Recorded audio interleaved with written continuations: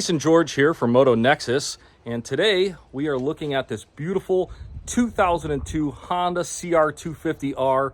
This is a clean title, California registered green sticker motorcycle that you can ride all year round in all the state parks.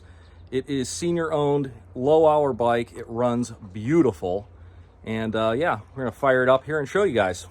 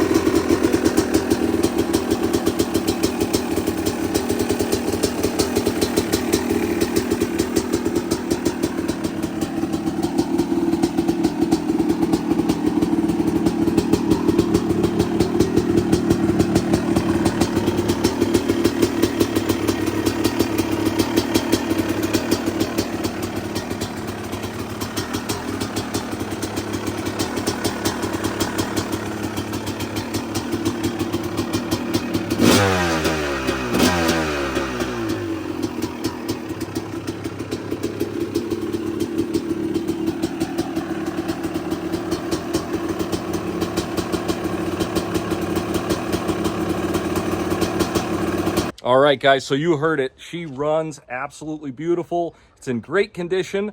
This motorcycle will be on Motonexus.com. You can bid on it. Starting bid $0 like always. See you guys.